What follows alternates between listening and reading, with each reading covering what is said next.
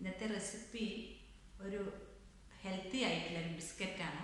ഗോതമ്പ് പൊടി വെച്ചിട്ട് നമ്മൾ ഡൈജസ്റ്റീവ് ബിസ്ക്കറ്റൊക്കെ വാങ്ങാൻ കിട്ടില്ലേ, അതേമാതിരി തന്നെ.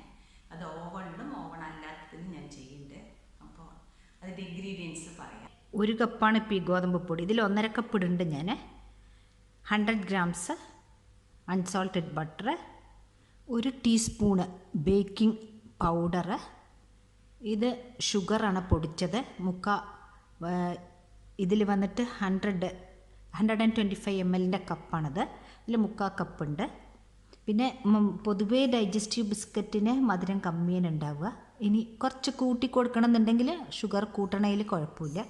പിന്നെ ഒരു 50 ml ഇതിൽ പാലെടുത്തിട്ടുണ്ട്. ഇതാണ് ഇതിന് വേണ്ട ഇൻഗ്രീഡിയൻസ്. ഇത് 250 ml 1 കപ്പാണ്. ഇതിൽ 1/2 കപ്പ് കൂടി എടുത്തിട്ടുണ്ട് ഗോതമ്പ് പൊടി. ഇപ്പോൾ ഇതിലെല്ലാം ആഡ് ചെയ്തിട്ടുണ്ട്. ഇത് ഇനി നമുക്ക് കൈവച്ച് നല്ലോണം ഒന്ന് ചപ്പാത്തി മാവിൻ്റെ പരുവത്തിൽ കുഴച്ചെടുക്കാം.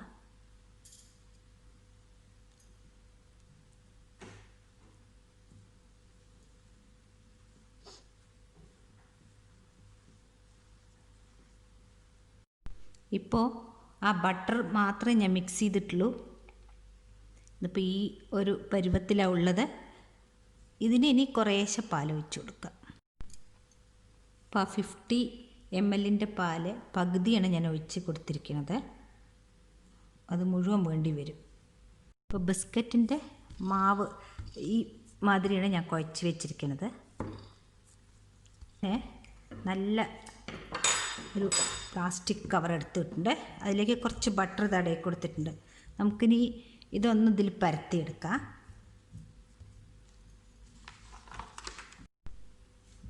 ഇതിപ്പോൾ ഇങ്ങനെയൊന്ന് പരത്തി എടുത്തിട്ടുണ്ട്.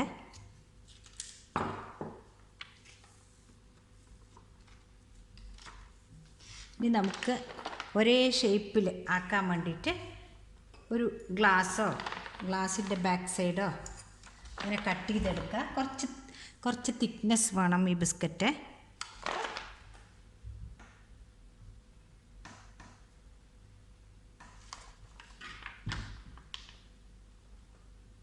ആദ്യത്തെ 4 എണ്ണം ഇങ്ങനെ ഈ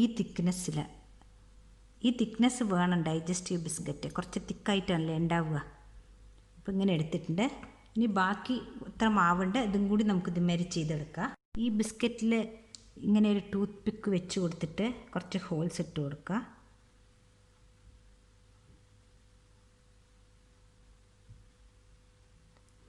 ഇങ്ങനെ എല്ലാറ്റിലും ഇട്ട് കൊടുക്കുക.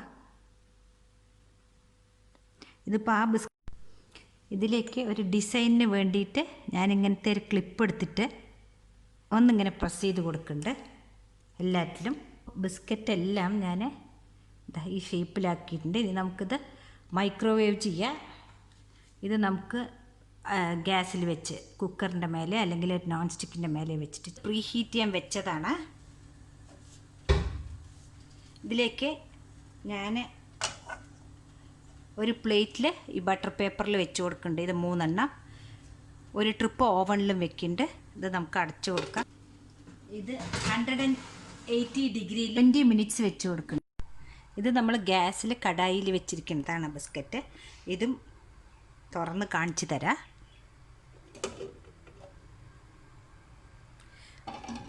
ആയിട്ടുണ്ട്, നന്നായി വന്നിട്ടുണ്ട്. കണ്ടില്ലേ? 1 മിനിറ്റിന് ശേഷം നമ്മുടെ ബിസ്ക്കറ്റ് എടുത്തിട്ട് പുറത്ത് വെച്ചിട്ടുണ്ട്. ഇതൊന്ന് ആറിയ ശേഷം നമുക്ക് കാണിച്ചു തരാം പൊട്ടിച്ചിട്ട്. ഒരു ബിസ്ക്കറ്റ് പൊട്ടിച്ച് കാണിച്ചു തരാം. കണ്ടോ?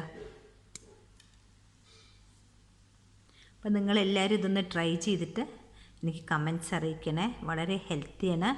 നമ്മുടെ വീട്ടിലുണ്ടാക്കണ ഗോതമ്പ് പൊടിയും ബട്ടറും വെച്ചിട്ട് ഇത് ഓവൺ ഇല്ലാണ്ട് ഉണ്ടാക്കാമെന്ന് ഇപ്പോൾ ഞാൻ കാണിച്ചു തന്നു. ഇതെല്ലാം ഓവണിൽ ബേക്ക് ചെയ്തതാണ്. പക്ഷേ ഇതിൻ്റെ കളർ മാത്രം കുറച്ച് ഒരു വെള്ള കളർ ഉണ്ടാകും. ഇതേ ഉള്ളൂ ഡിഫറൻസ്. ഇത് ഓവണും ഇത് ഓവൺ അല്ലാത്തതും. അങ്ങനെ നമ്മുടെ ഹെൽത്തി ആയിട്ടുള്ള വീറ്റ് ബിസ്ക്കറ്റ് റെഡി ആയിട്ടുണ്ട്. ഓവണിലും അല്ലാണ്ട് ഞാൻ ചെയ്തിട്ടുണ്ട്. വിത്തൗട്ട് ഓവണാണിത്. നന്നായി വന്നിട്ടുണ്ട്. ഇത് ഓവനിൽ വെച്ചതുമാണ്. അപ്പോൾ നിങ്ങൾക്ക് ഈ റെസിപ്പി ഇഷ്ടപ്പെട്ടുവെങ്കിൽ തീർച്ചയായിട്ടും ലൈക്കും ഷെയറും ചെയ്യണം നിങ്ങളുടെ ഫ്രണ്ട്സിനൊക്കെ. Thank you.